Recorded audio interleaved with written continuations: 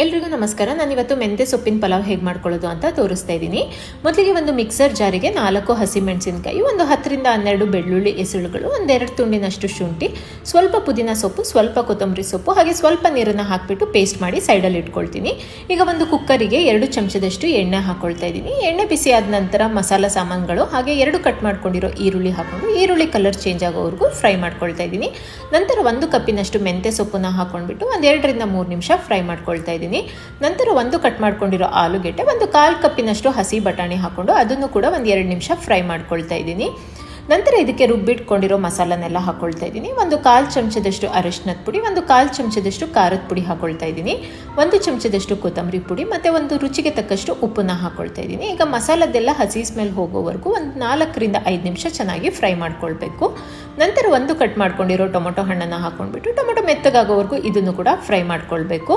ನಂತರ 1 ಗ್ಲಾಸಿನಷ್ಟು ತೊಳೆದಿಟ್ಕೊಂಡಿರೋ ಅಂಥ ಅಕ್ಕಿನ ಹಾಕೊಳ್ತಾ ಇದ್ದೀನಿ. ಇದಕ್ಕೆ 1.5 ಚಮಚದಷ್ಟು ತುಪ್ಪನ ಸೇರಿಸ್ಕೊಳ್ತಾ ಇದ್ದೀನಿ. ಅಕ್ಕಿಗೆ ಪೂರ್ತಿಯಾಗಿ ಮಸಾಲ ಹೊಂದ್ಕೊಳ್ಳೋವರೆಗೂ ಚೆನ್ನಾಗಿ ಮಿಕ್ಸ್ ಮಾಡ್ಕೊಳ್ತಾ ಇದ್ದೀನಿ. ನಂತರ ಇದಕ್ಕೆ 2 ಲೋಟದಷ್ಟು ನೀರನ್ನು ಹಾಕೊಳ್ತಾ ಇದ್ದೀನಿ. 1 ಲೋಟ ಅಕ್ಕಿಗೆ 2 ಲೋಟ ನೀರನ್ನು ಹಾಕೊಳ್ತಾ ಇದ್ದೀನಿ. ಒಂದ್ಸರಿ ಮಿಕ್ಸ್ ಮಾಡಿಬಿಟ್ಟು ಕುಕ್ಕರ್ ಲಿಡ್ನ ಕ್ಲೋಸ್ ಮಾಡಿಕೊಂಡು 2 ವಿಸಲ್ ಕೂಗಿಸ್ಕೊಳ್ತೀನಿ. 2 ವಿಸಲ್ ಆದ ನಂತರ ತೋರಿಸ್ತಾ ಇದ್ದೀನಿ. ತುಂಬ ಚೆನ್ನಾಗಿ ಪಲಾವ್ ರೆಡಿಯಾಗಿದೆ. ಒಂದ್ಸರಿ ಈ ರೀತಿ ಎಲ್ಲದನ್ನು ಮೇಲೆ ಕೆಳಗೆ ಮಾಡಿಕೊಟ್ರೆ ಬಿಸಿ ಬಿಸಿ ಆಗಿರುವಂತಹ ಮೆಂತ್ಯ ಸೊಪ್ಪಿನ ಪಲಾವ್ ರೆಡಿಯಾಗಿದೆ. Thank you.